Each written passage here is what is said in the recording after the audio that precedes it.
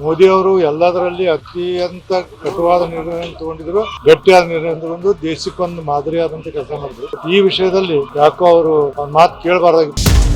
ಎಲ್ಲಾ ದೇಶಗಳೊಂದು ಶೃಂಗ ಸಭೆ ಮಾಡಿ ಎಲ್ಲೆಲ್ಲಿ ಭಯೋತ್ಪಾದ ಅವ್ರನ್ನೆಲ್ಲ ಭಯೋತ್ಪಾದನೆ ಸ್ವಚ್ಛಂಗೆ ಒಂದು ನಾಶ ಮಾಡುವಂತ ಕೆಲಸ ಮಾಡಿದ್ರು ದೇಶಕ್ಕಳಿದು. ನನ್ನ ಒಂದು ಒಳ್ಳೆ ವೈಯಕ್ತಿಕ ಅಭಿಪ್ರಾಯದಲ್ಲಿ ಯುದ್ಧವನ್ನು ನಿಲ್ಲಿಸಬಾರ್ದಾಗಿತ್ತು ಭಾರತ. ಯಾಕಂದ್ರೆ ಈಗ ಅವ್ರನ್ನ ಒಂದ್ಸರಿ ಮೆತ್ತಗೆ ಮಾಡಿದ್ರು, ಈಗ ಹೋಗಿಬಿಟ್ಟಿದ್ದ ಫೋರ್ಸ್ನಾಗ ಎಲ್ಲ ಮುಗಿದೋಗ್ತಿತ್ತು. ಅವರು ಯಾರ್ದೋ ಮಾತು ಕೇಳಿ ಯುದ್ಧ ನಿಲ್ಲಿಸಿದ್ದು ನನಗಂತೂ ನನ್ನ ವೈಯಕ್ತಿಕವಾದ ಸರಿ ಅಲ್ಲ. ಯಾಕಂದ್ರೆ ಅವ್ರು ಮತ್ತು ತಮ್ಮ ಇದ್ರ ಈಗ ನೋಡಿ ಯುದ್ಧ ಘೋಷಣೆ ಮಾಡ್ಯಾರ, ಮತ್ತು ನಿನ್ನೆಲ್ಲ ಫೈರಿಂಗ್ ಮಾಡ್ಯಾರ, ಎಲ್ಲ ಇದು ಮಾಡ್ಯಾರ. ಆಮೇಲೆ ಏನಾಗೈತೆ ಅಂದ್ರೆ ನಮ್ಮ ಬಾರ್ಡರ್ಗೆ ನಾನು ನೋಡೀನಿ, ಬಾರ್ಡರ್ಗೆ ಹಳ್ಳಿಗಳ್ದಾವ. ಅವ್ರು ಅಲ್ಲಿಂದ ಏನು ಬೇಕಾದ ಮಷಿನ್ ಗಣ್ಣಿಗೆ ನೋಡೋದಾಗ ನಮ್ಮಲ್ಲಿ ನಮ್ಮ ಪಾಕಿಸ್ತಾನ ಬಾರ್ಡರ್ ಇಲ್ಲ, ನಮ್ಮಲ್ಲಿ ಅಲ್ಲೆಲ್ಲ ದೂರ ದೂರದಾಗ 2-2 ಕಿಲೋಮೀಟರ್ ದೂರ. ಒಟ್ಟಾರೆ ಏನಂದ್ರೆ ಪಾಕಿಸ್ತಾನವನ್ನು ಎಲ್ಲಿವರೆಗೆ ನೀವು ಸಡ್ಲು ಬಿಡ್ತೀರಿ, ಇನ್ನೊಬ್ಬರ ಮಾತು ಕೇಳಿ ಎಲ್ಲಿವರೆಗೆ ನೀವು ಅವ್ರಿಗೆ ಸೊಪ್ಪು ಹಾಕ್ತೀರಿ, ಅಲ್ಲಿವರೆಗೆ ಅವ್ರು ಯಾವಾಗ ಸಾಯೋ ಮತ್ತು ನಮ್ಮ ವೈರಿಗಳ ಮತ್ತು ಅವ್ರು ಎಂದೂ ನಮ್ಗೆ ಒಳ್ಳೇದು ಮಾಡೋದು ಸಾಧ್ಯ ಇಲ್ಲ.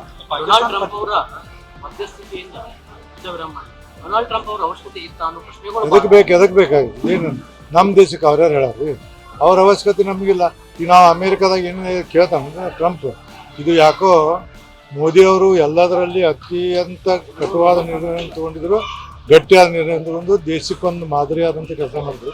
ಬಟ್ ಈ ವಿಷಯದಲ್ಲಿ ಯಾಕೋ ಅವರು ಅವ್ರ ಮಾತು ಕೇಳಬಾರ್ದಾಗಿತ್ತು ಅಂತ ನನ್ನ ಅನಿಸಿಕೆ.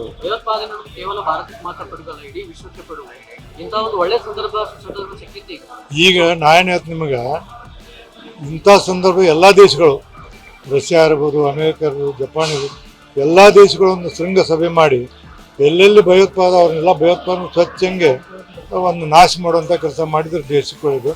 ಇದೇ ಥರ ಬಿಟ್ಟರೆ ಇನ್ನು ದೇಶ ಯಾವ ದೇಶನೂ ಒಳ್ಳೇದು ಸಾಧ್ಯ ಇಲ್ಲ.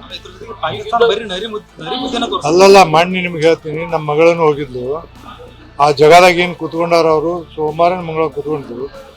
ನೆಕ್ಸ್ಟ್ ಡೇ ದಿವಸ ಇದಾಗಿದೆ. ಅದು ಅಲ್ಲಿ ಹೇಳಿದಕ್ಕೆ ವಾತಾವರಣ ನಮ್ಮ ಮಗಳು ಹೇಳಿದ್ಲು, ಒಂದು ಟಿ ವಿ ಒಳಗೆ ಅವನ್ನ ಹೋದಾಗ ಅವ್ನು ನೋಡಿದ್ಲಂತ, ಕುದುರೆ ಮೇಲೆ ಹತ್ಕೊಂಡು ಹೋಗುವಾಗ ಅವ್ನು ಬರ್ತಿದ್ದಂತ ಹಾಕ್ಕೊಂಡು. ಹಿಂಗದು ಅವ್ರು ಯಾವಾಗಾದರೂ, ಮತ್ತು ಅದಕ್ಕೆ ಕೇವಲ ಇವರು ಉಗ್ರದಷ್ಟಲ್ಲ, ಅಲ್ಲಿ ಪಾಕಿಸ್ತಾನ ಸರ್ಕಾರ ಸಂಪೂರ್ಣ ಬೆಂಬಲ ಇದೆ. ಅವರೆಲ್ಲ ಪ್ಲ್ಯಾನ್ ಮಾಡೋದ್ರಿಂದ ಅದಕ್ಕೆ ನಮ್ಮ ಸರ್ಕಾರ ಒಳ್ಳೆ ಕೆಲಸ ಮಾಡಿತ್ತು. ಇದನ್ನು ಈಗ ಇನ್ನಷ್ಟು ಮುಂದುವರಿಸ್ಬೇಕು ಮತ್ತು ಯಾವುದೇ ರೀತಿಯಿಂದ ಅವ್ರಿಗೂ ವ್ಯವಹಾರಗಳನ್ನ ಇಟ್ಕೋಬೇಕು. ಸರ್, ಟರ್ಕಿ ದೇಶಕ್ಕೆ ನಾವು ಎಲ್ಲ ಕೂಡ ಬೆಂಬಲ ಮಾಡಿದ್ದೇವೆ.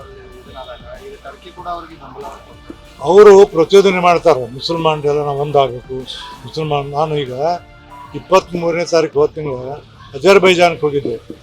10 ಕೋಟಿ ಜನಸಂಖ್ಯೆ ಮುಸಲ್ಮಾನರು. ಒಬ್ಬರು ಬುರ್ಕ ಹಾಕಿಲ್ಲ, ಒಬ್ಬರು ದೇಶದ ಬಗ್ಗೆ ಇನ್ನೊಂದು ದೇಶದ ಬಗ್ಗೆ ಚರ್ಚೆ ಮಾಡೋಂಗಿಲ್ಲ. ರೀತಿ ನೀತಿಗಳು, ಅವ್ರ ನಡವಳಿಕೆಗಳು, ಇಡೀ ನೀವು ಜಗತ್ತಿನಲ್ಲಿ ಆ ದೇಶದಲ್ಲಿ ಹೋಗಿ ಬರಬೇಕು. ಅವರು ಒಬ್ಬರು ಮಾದರಿಯಾದಂಥ ದೇಶ ಅಂತ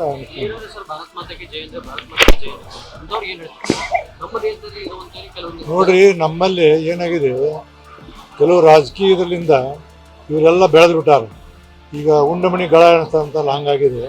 ಅದಕ್ಕೆ ಇದು ಎಲ್ಲಿವರೆಗೆ ನಮ್ಮ ಸರ್ಕಾರಗಳು ಈ ಓಟಿನ ಇದನ್ನು ಬಿಡೋದಿಲ್ಲ, ದೇಶ ನಮ್ಮದು ಪ್ರಮುಖ ಅನ್ನೋದು ಎಲ್ಲ ರಾಜಕೀಯ ಮಾಡೋದಿಲ್ಲ, ಅಲ್ಲಿವರೆಗೆ ನಮ್ಮ ದೇಶ ಉದ್ಧಾರ ಆಗ್ತದೆ. If you like this video, ಬೇಗ ಲೈಕ್ ಮಾಡಿ, ಕಾಮೆಂಟ್ ಮಾಡಿ, ಶೇರ್ ಮಾಡಿ ಹಾಗೂ ಯೋಯೋ ಟಿವಿ ಕನ್ನಡವನ್ನು ಸಬ್ಸ್ಕ್ರೈಬ್ ಮಾಡಿ.